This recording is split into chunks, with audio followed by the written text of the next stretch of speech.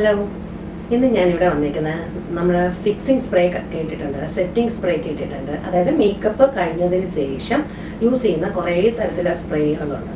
അപ്പോൾ അത് ഞാൻ നിങ്ങളെ ഒന്ന് പരിചയപ്പെടുത്താമെന്നാണ് വിചാരിച്ചിരിക്കുന്നത്. അപ്പോൾ പലതരത്തിലെ സ്പ്രേസ് നമ്മൾ കാണാറുണ്ട് അല്ലേ. ചിലത് മാക്കിൻ്റെ തന്നെ ഉണ്ട്. മാക്കിൻ്റെ ഫിക്സ് പ്ലസ് എന്ന് പറഞ്ഞിട്ട് നമ്മൾ കണ്ടിട്ടുണ്ട്. അർബൻ ഡിക്കയുടെ ഓൾ നൈറ്റർ കണ്ടിട്ടുണ്ടാകും.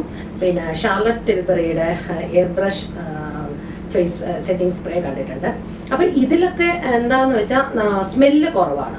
പക്ഷേ ചില സ്പ്രേയിൽ അതിഭയങ്കരമായ ഒരു ആൽക്കഹോൾ കണ്ടന്റ് ഉണ്ട്. എന്താ കാര്യം എന്ന് വെച്ചാൽ ഈ പറയുന്ന സ്പ്രേകളെക്കാളും അത് വന്നിട്ട് കുറച്ചും കൂടെ സ്ട്രോങ്ങും ആണ്. അത് നമ്മുടെ മേക്കപ്പിനെ കുറച്ച് നേരത്തേക്കും കൂടെ ഹോൾഡ് ചെയ്യും.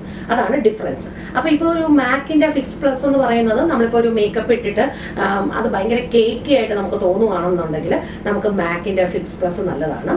അത് വന്നിട്ട് കുറച്ച് ഹൈഡ്രേഷൻ കൊടുക്കും.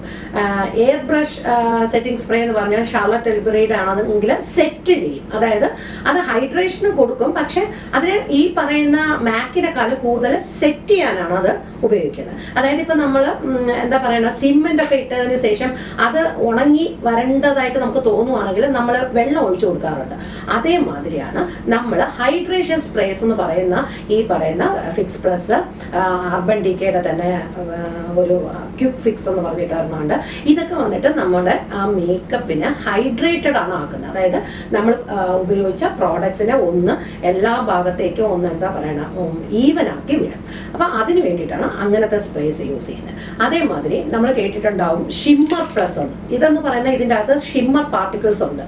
അപ്പോൾ ഇതെന്താ ചെയ്യുന്നതെന്ന് വെച്ചാൽ ഇത് LA ഗേളിൻ്റെയാണ്. അപ്പോൾ ഇതെന്താ ചെയ്യുന്നതെന്ന് വെച്ചാൽ ഇത് നമ്മൾ എല്ലാ മേക്കപ്പും കഴിഞ്ഞ് ഈ സെറ്റിംഗ് സ്പ്രേ അടിക്കുന്നതിന് മുന്നേ നമ്മൾ ഇതൊന്നും ഉപയോഗിക്കാമെങ്കിൽ ഒരു ചെറിയ ഒരു എന്താ പറയണ ഒരു ഗ്ലോ കിട്ടും. അപ്പം ഈ പറയുന്ന ഇതിൻ്റെ അകത്ത് ഷിമ്മർ പാർട്ടിക്കിൾസ് ഉണ്ട് എന്നൊക്കെ പറഞ്ഞാലും നമ്മുടെ മേക്കപ്പിൻ്റെ സെറ്റ്, അതായത് നമ്മൾ 1, 2, 3 എന്ന് പറഞ്ഞ് നമ്മൾ ചെയ്യുന്ന ആ ഒരു ലെയറിങ് ഓഫ് പ്രോഡക്ട്സ് കറക്റ്റ് അല്ലെങ്കിൽ ഏത് തരം സ്പ്രേ അടിച്ചിട്ടും ഒരു കാര്യവുമില്ല.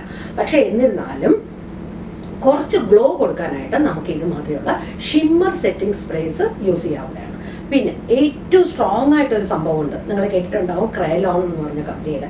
ഇതെന്ന് പറയുന്നത് നമ്മുടെ മേക്കപ്പ് പിന്നെ വെയിലത്ത് പോയാലും കൊള്ളാം, നമ്മൾ മഴയത്തിരുന്നാലും എന്തിരുന്നാലും ഒന്ന് ജസ്റ്റ് ഒന്ന് ടച്ച് ചെയ്യുക, ഒരു ടിഷ്യൂ വെച്ചിട്ടോ ഒരു ടവൽ വെച്ചിട്ടോ ഒന്ന് ഒപ്പിയെടുക്കുക എന്നല്ലാതെ ഈ ഒരു ആളിനെ അടിച്ചു കഴിഞ്ഞാൽ പിന്നെ അതൊരിക്കലും അവിടെ നിന്ന് നമ്മൾ റിമൂവ് ചെയ്യാണ്ട് ആ മേക്കപ്പ് അവിടെ നിന്ന് പോകില്ല.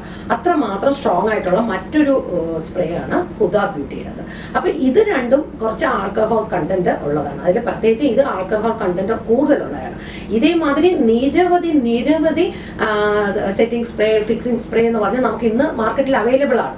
ഇപ്പൊ റീകോഡ് തന്നെ പലതരത്തിലുള്ള സ്പ്രേസ് ഇടുന്നുണ്ട്. അതായത് കുക്കുംബർ സ്പ്രേ, പിന്നെ ഹൈഡ്രേഷൻ സ്പ്രേ എന്നൊക്കെ പറഞ്ഞിട്ട് സ്പ്രേകളുടെ ബഹളമാണ്. പക്ഷെ അത് എങ്ങനെ, എവിടെ, എപ്പോൾ യൂസ് ചെയ്യുന്നെന്ന് ഉള്ള ഒരു അജ്ഞത നമുക്ക് ആ സ്പ്രേകൾ വാരി കൂട്ടുക എന്നല്ലാതെ നമുക്കത് യൂസബിൾ ആയിരിക്കില്ല. അപ്പം എപ്പോഴും നമ്മൾ ചിന്തിക്കേണ്ടത് എന്താണെന്ന് വെച്ചാൽ നമ്മൾ മേക്കപ്പ് പ്രോഡക്ട്സ് എല്ലാം കറക്റ്റായിട്ട് ലെയർ ചെയ്തിട്ട് അത് കുറച്ച് കട്ടിയായിട്ട് തോന്നുവാണെങ്കിൽ നമ്മൾ അടിക്കേണ്ട എന്താണ്, ഹൈഡ്രേറ്റിംഗ് സ്പ്രേ.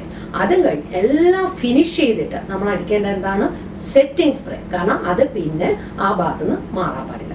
അപ്പോൾ ഈ പറയുന്ന സ്പ്രേകളുടെ ഡിഫറൻസും അതിൻ്റെ ഉപയോഗവും നിങ്ങൾക്ക് മനസ്സിലായെന്ന് ഞാൻ വിശ്വസിക്കുന്നു. വീണ്ടും അടുത്തൊരു വീഡിയോ ആയിട്ട് ഞാൻ വരുന്നതായിരിക്കും. അതിൽ ദെൻ ബൈ.